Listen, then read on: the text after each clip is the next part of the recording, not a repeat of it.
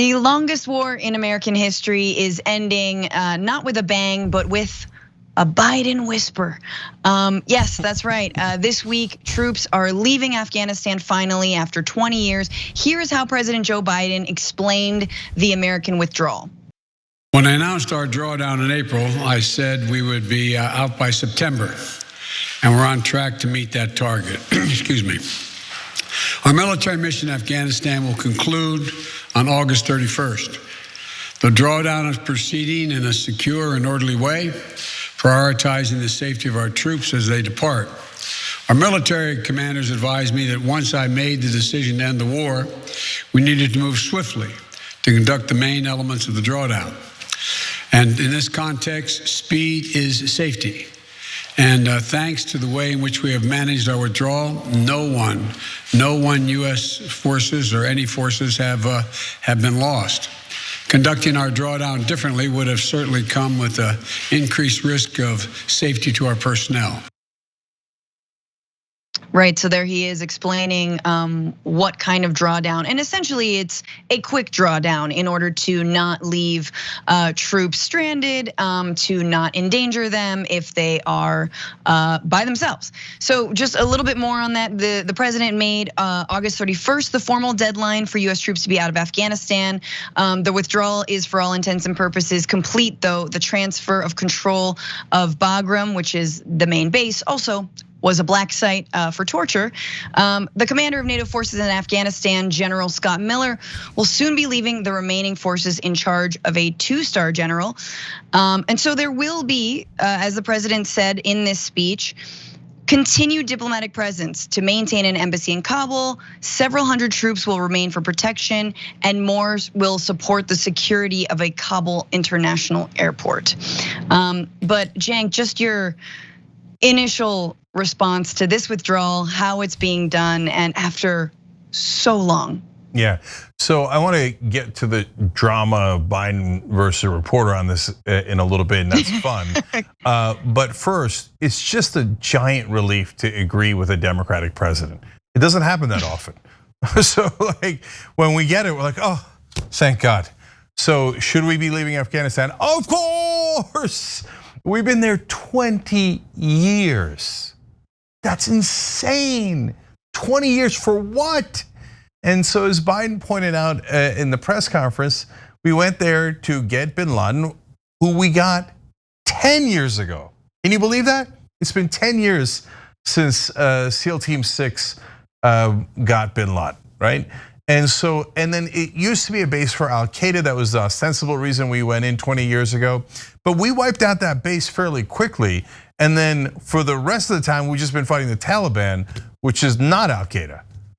What a tremendous waste of lives, fortune, and all the things that we could have done with those wonderful Americans who died there for no reason, let alone the Afghan civilians, let alone the money we could have used for our kids' educations and for our health care and the lives we could have saved with that money back here. And I want to give Biden one more credit, or actually 2 more credit. So he's right on the decision, we covered that. On top of that, the generals, of course, wanted to stay, because the generals always want to stay. When all you have is a hammer, everything looks like nails. What's the answer for Afghanistan or lunch? It's war, if you ask the generals at the Pentagon, right? So, and a lot of presidents get bullied by that. And here's a rare case. I normally say, oh, politicians' experience is a good thing. Nah, no, it's usually experience in being corrupt. And in Biden's case, some of his experience is terrible, right? But in this case, his experience did help. So credit where credit is due, because he's seen that movie many times before. And he saw it as they were trying to intimidate, and partly did intimidate Obama into staying in Afghanistan longer. And then of course Trump, oh, I'm so anti-war. Yeah, let's stay in Afghanistan forever. All my crooked friends are still making money. Great, let's keep doing that, right? And the final thing I want to give Biden credit for on this one is he's been right about this for a long time. So obviously not in the beginning and not even in the middle, but during the Obama presidency, he was the one mainly pushing for, what are we doing here? What are we gonna nation build Afghanistan for what, hundreds of years? A, it's never gonna work, and B, why? That wasn't our original purpose. So it's, like I said, it's such a relief to agree with a person you voted for. It almost never happens in America. To be fair, I'm just gonna say credit where credit is due, that Donald Trump also wanted to get out of Afghanistan eventually, not initially, didn't campaign on it, but he eventually did. He started this withdrawal. So that's another thing to note. But you talked about, the amount of money that was spent. I've just been floored over the last couple weeks revisiting the amount of waste and fraud, not to say nothing of the thousands of lives, hundreds of thousands of lives lost, displaced, maimed, detained, tortured, the PTSD from American soldiers and NATO soldiers, right? The unnecessary nature of this war, top to bottom. But then you go into the we can't even do the bad stuff good, right? Which is we can't even do a bad war well. So we had a whole inventory of all the waste that the US was accountable for in Afghanistan when it comes to different private contractors, different building of hospitals, schools. Once again, as Cenk said, we don't know what the barometer of success in this war was even. Are we nation building? Why are we nation building at home? Are we trying to educate Afghan women? What are we doing? Well, whatever we were trying to do, we didn't do any of it. You won't hear that from Biden, but I do want to say there was a special inspector general for Afghanistan reconstruction report. So this is Inspector General been doing the audit for the Afghanistan war, which is a little bit of I don't want to know, but it's pretty bad. Finished a updated report in 2020 of October 2020. And writes, between January 2018 and December 2019, SIGAR, which is this the special inspector general, identified 1.8 billion in waste, fraud, and abuse in its 111 audits. That's a year, right? And in 55 closed investigations, SIGAR also included an additional 1.6 billion of waste related to funds allocated to programs with a counter narcotics component that we didn't include.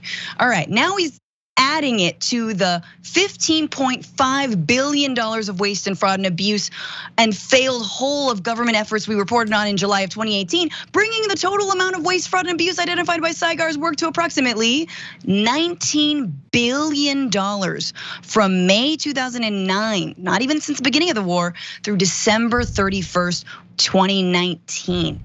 You guys, that is an insane number. Now let's compare that, and I want to hand it over to Cenk 1 second. Let's go to the whole cost of this war. This is from Brown University's Watson Institute that's been tracking this. The whole cost of the war in Afghanistan, $2.26 trillion. Not including, or in that, $19 billion worth of waste. Yeah, so basically, the question I want to ask everybody who not only wanted to go into Afghanistan, but wanted to stay in Afghanistan for these 20 years, how are you gonna pay for that? And they just did, they just threw that money in the garbage. So I give you a little bit of context. Bernie Sanders' original free college plan, that's if you're going to a state college, we would pay for that tuition.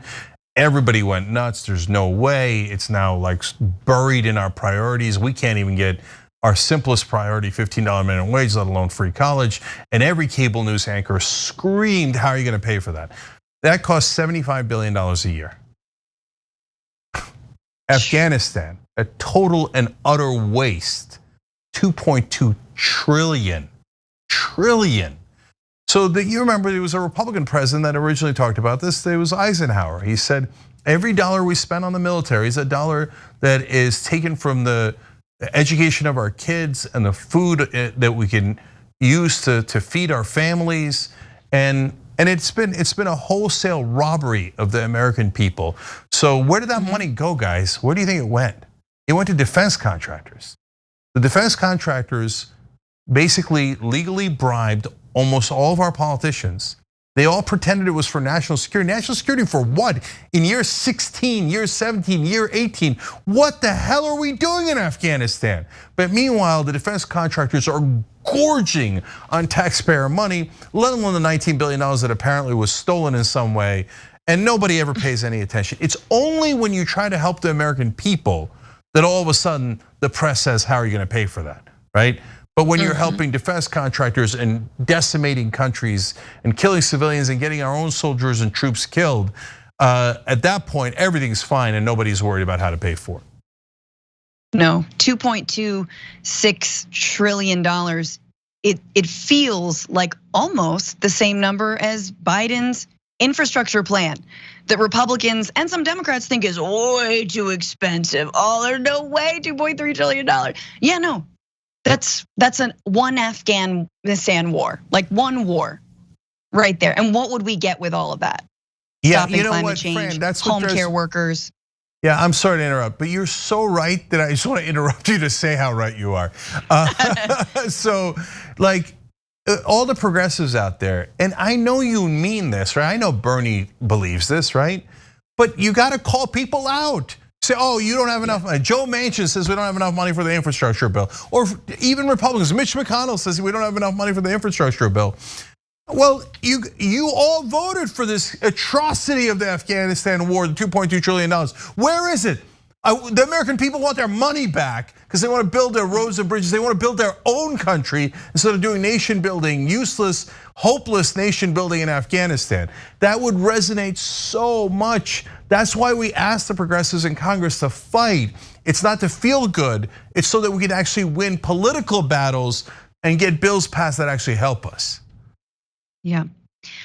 Well, Cenk sort of teased this, but I want to move on to another aspect of this, which is that the Taliban, after 20 years, is still a thing inside of Afghanistan, despite the United States' best efforts or worst efforts. The Taliban has been steadily seizing more territory as the United States withdraws its troops.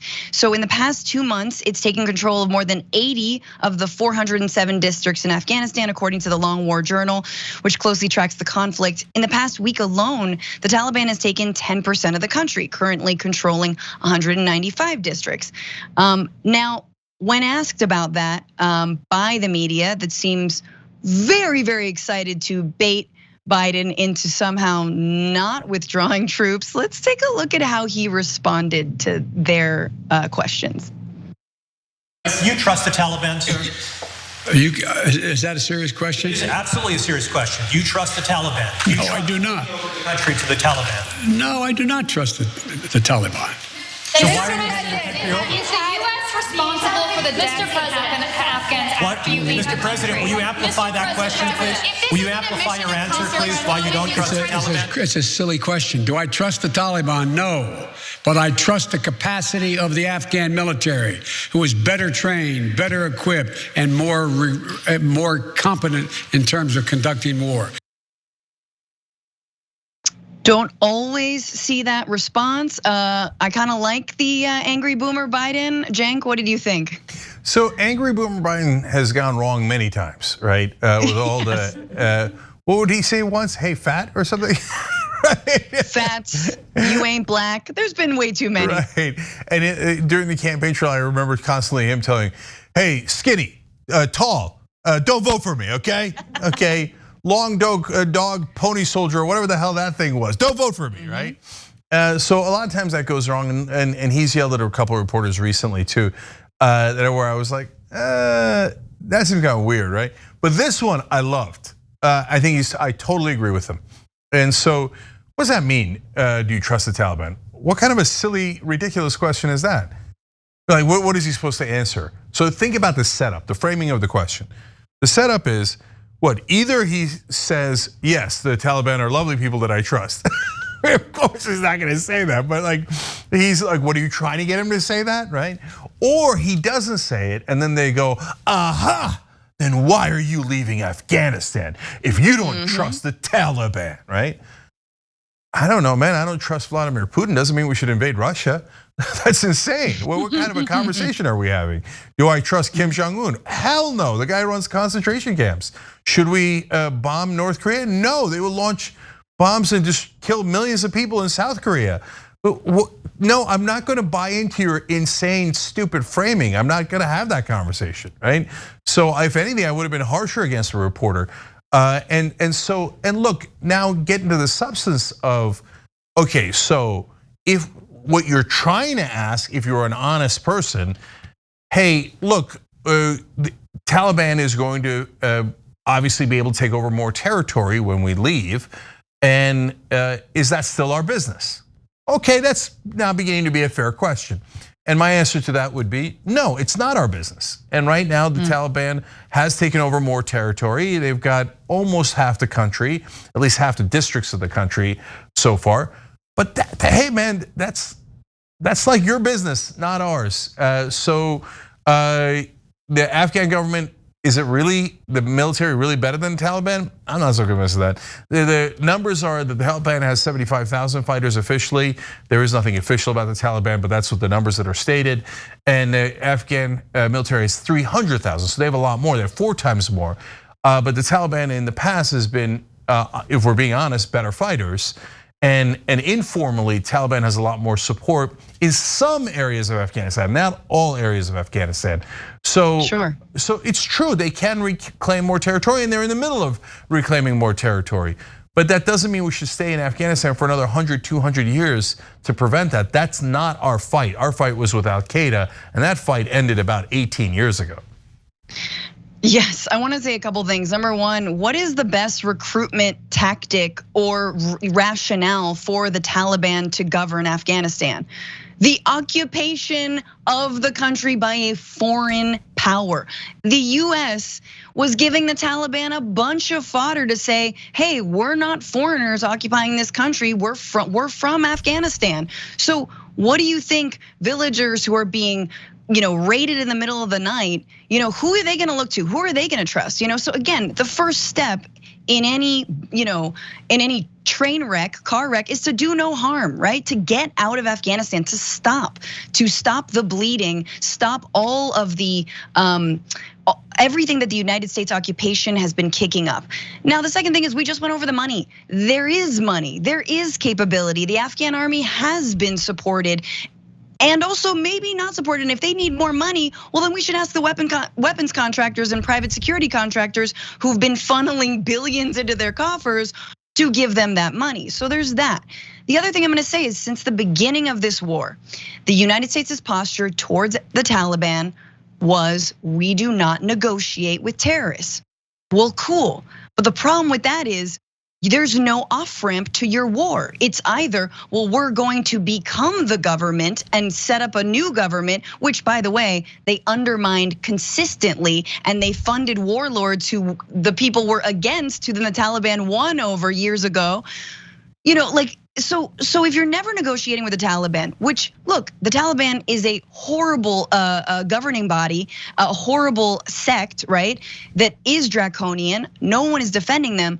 But literally, if you're not even gonna enter into a discussion with one of the leading forces on the ground, I don't really know what your strategy is here. Like, where's the off ramp? There is no off ramp. The Taliban's wanted to negotiate. Maybe there could be a discussion around human rights, et cetera, et cetera. Who knows? I'm not saying I know the answer.